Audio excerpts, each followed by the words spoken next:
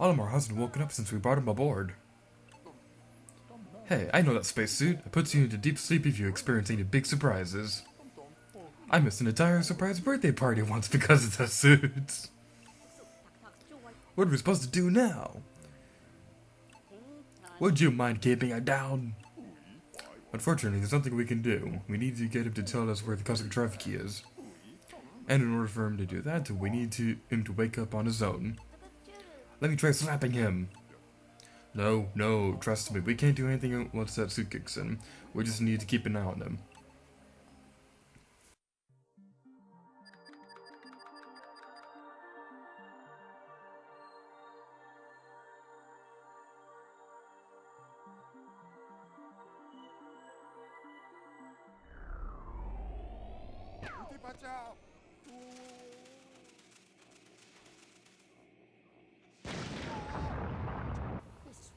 What was that noise?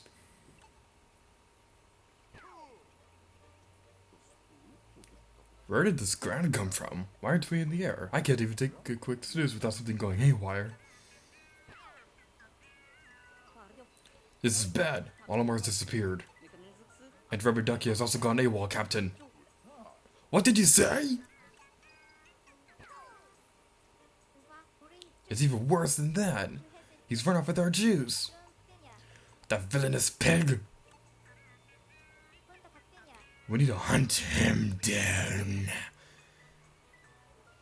Hey everybody, you here. Welcome back to Let's Play Pikmin 3. Before we do anything else today, I want to get something that's been driving me crazy for a little while now. Now, people who've been watching this Let's Play for a little while should remember that there was one piece of fruit that I missed in this area that I couldn't get into. Well, I technically could get it right now, but there's nothing else we could do for the rest of the day to justify me making another video dedicated to coming back to this place to get this one piece of fruit. But the thing is, there is another piece of fruit over here that I wanted to get a couple of videos back, but I couldn't. So now, before we do anything else, we're gonna get this one piece of fruit. We're gonna ignore these guys.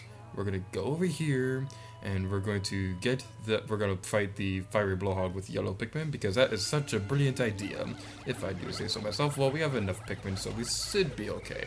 And we can just whistle the Pikmin back on fire, so it's not that big of a deal. But yeah, this pocked airhead, this is now my eternal rival, because of how much of a pain it has caused me throughout this attack. Well, we could probably have some yellow Pikmin carry this fireblower back, but the thing is, that pocked airhead has been driving me crazy these past couple of videos. Whenever I just think about it, like, I should have just gotten that one piece of fruit. If I just had a little bit more time left, I would have been able to get it. But no, the game decided too badly to give it to you. You can't get that piece of fruit. Well, too bad. We got that piece of fruit now, and we are awesome because of it. Now I'm gonna put my yellows back, and I'm gonna take out. Well, I could probably leave them out, but I'm gonna be putting most of my yellow Pikmin away, so that we only have.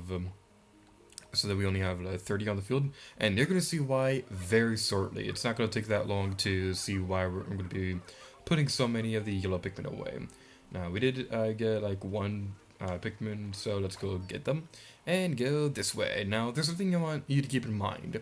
Over here, there was a barrier. There was a concrete wall. Nothing could destroy it, not even bomb rocks. That captain that escaped our ship, how in the world did they destroy it? Like, what kind of all-powerful cosmic energy did they summon to destroy that wall? And if they did that, why couldn't they destroy this wall? Because they're not too far away from where we are now. But seriously, how could they get through there, get to where they are now, and not destroy anything else? I just don't really get it. Louis has become even more problematic. All he does is nod or shake his head, and yet he consumes 3 times the amount of food that I do. Not cool, Louis. Not cool. Huh. We've heard of an Olimar, but who is this Louis? We need some wing Pikmin for this, so I'm gonna go grab some. Yay! We're not going to need too many winged Pikmin. We're going to have the yellows turned on the wall while we work on a couple other things. But you got a sneak peek at a blue Pikmin onion. Surprise, surprise, there are blue Pikmin in this game, sort of. We're going to need 5 winged Pikmin for this, so let's fly, my little babies, fly! A couple weeks back, I was watching Jurassic World, in the part where the pterodactyls, the flying dinosaur creatures, when they skipped the cage, I decided to have the Wicked Witch of the West theme play on my computer. So that whenever they escaped, the music would play. That scene goes perfectly with that song. Just try it out for yourself. It goes perfectly. Like, it's not even funny. It's just that hilarious. Well, it's not even that funny. It's that hilarious. That's great word choices, Lady Gear to you. And the onion gave birth. Hurrah! Now we're gonna have these winged Pikmin go over here, and well, they're take care of that. Well, we're going to dismiss these Pikmin and go over here to check out our new Pikmin. This is the blue Pikmin. It seems like tradition at this point to have the blue Pikmin be the last type that you encounter in the game.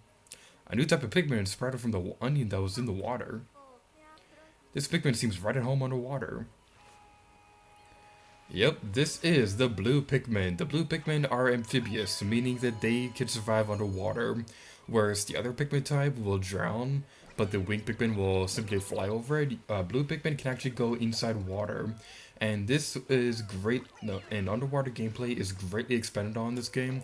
In the previous games, you just kind of went above shallow water, but in this game, you can actually go underneath water, and the blue Pikmin can actually swim.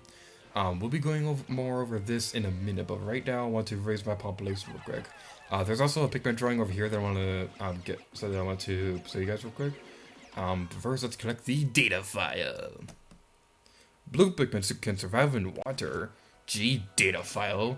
That was such useful information. Like, oh my god, what would I ever do without that wonderful piece of information? Now, I'm gonna go to my apps, take out my camera, and look upward, because there is a picture of a rock Pikmin.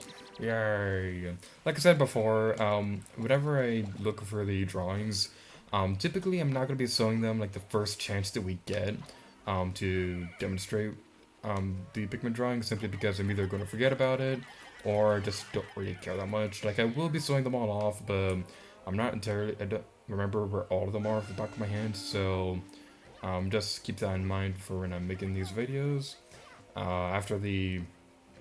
would you go back to the right capture, please? Okay, thank you. After they dig up this pillar, I'm going to have my yellows work on the bridge parts over there.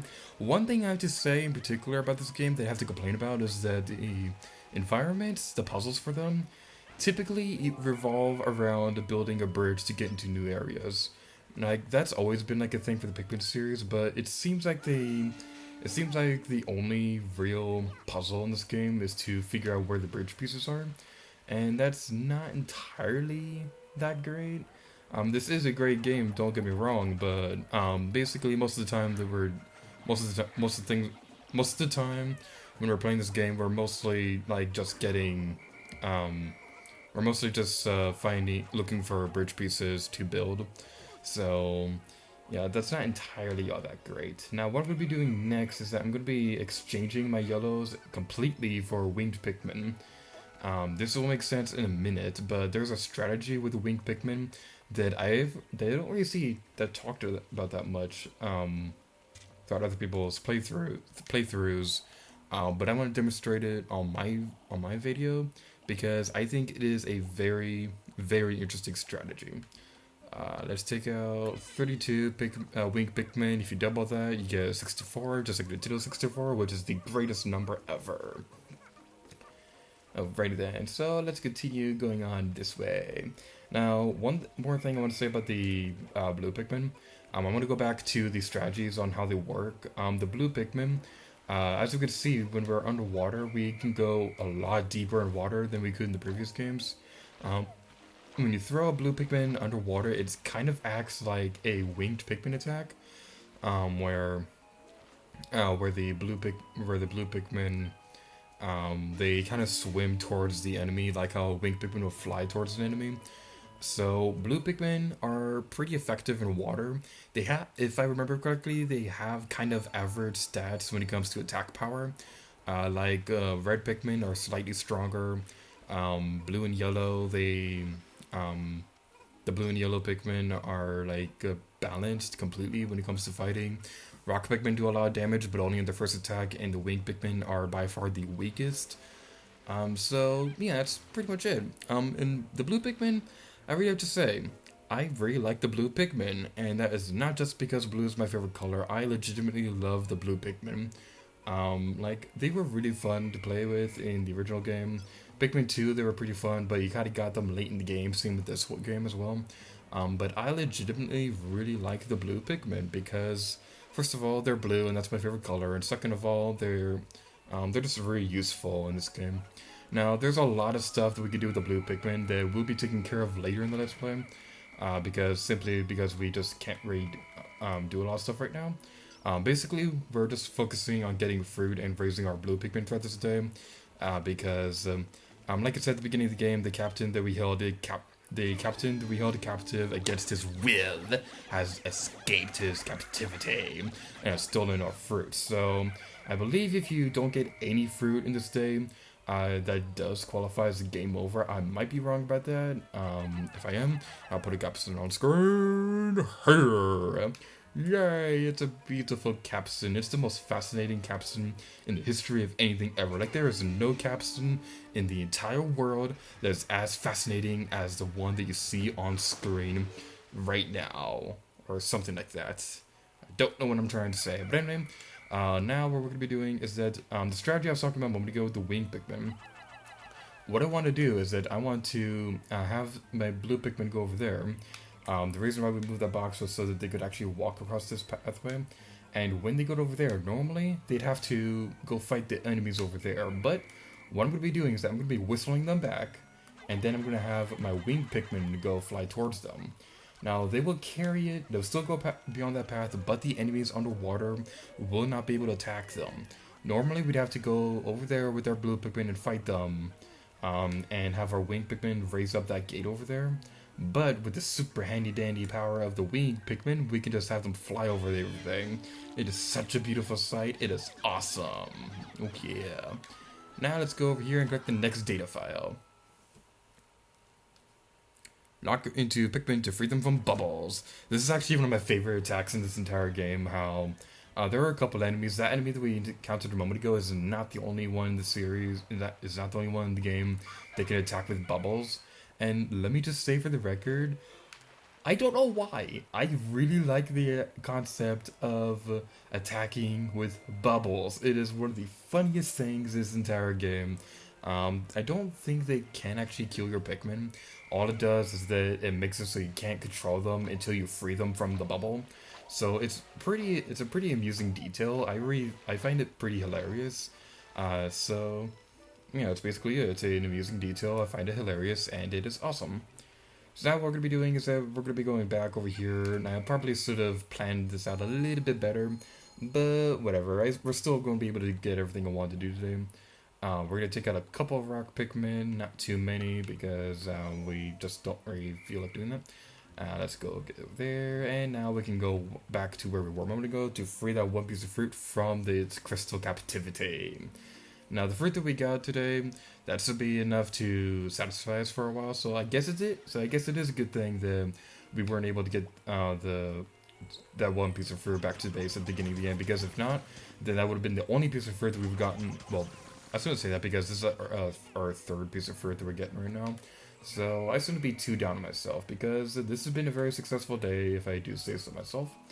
So let's go back over here. Now I'm going to pretty much dedicate the rest of the day to raising our blue Pikmin population, because we got 3 pieces of fruit, so we should be fine for a little while.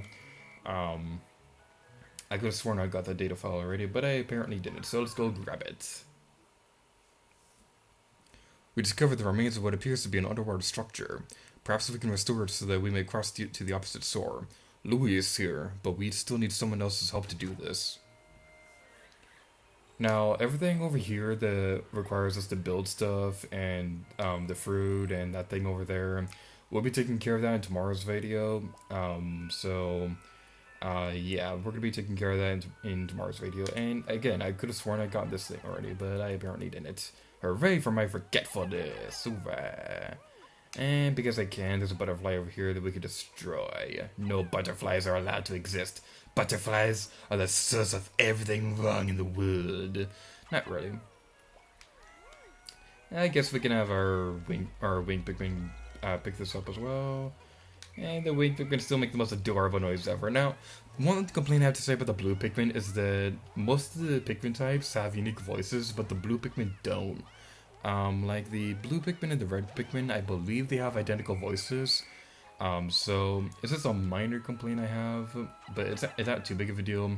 It's just a minor complaint I have with the game where everybody except the blue Pikmin has a unique voice. Like the yellow Pikmin sound a little bit more high pitched. The pink Pikmin sound really adorable. Well, they all sound adorable, but the pink Pikmin sound extra adorable. The rock Pikmin, you guys have heard the noise that the Pikmin have made throughout this game, so I don't really have to explain it. But you do get what I'm saying. How it is a little sad to know that the blue Pikmin don't have unique voices in this game. Maybe in Pikmin 4, but not in this one. Alright, so we're getting close to the end of the day, so I'm going to call back the remaining Pikmin in my squad. So let's go over there and get our Pikmin back. We should be fine because I can see on my gamepad where everybody else is. Let's go get you guys. Yeah, we saved them. Clap for joy. And now, for I believe it is the third time in this Let's Play, I'm going to end the day before the in-game clock does. Oh yeah.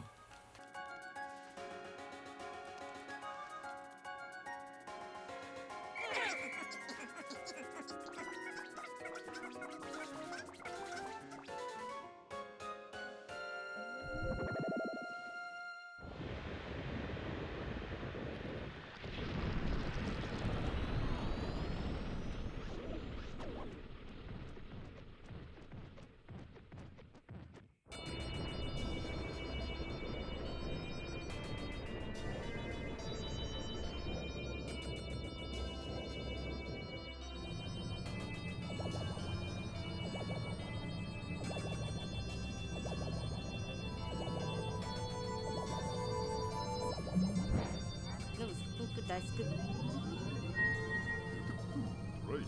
Oh.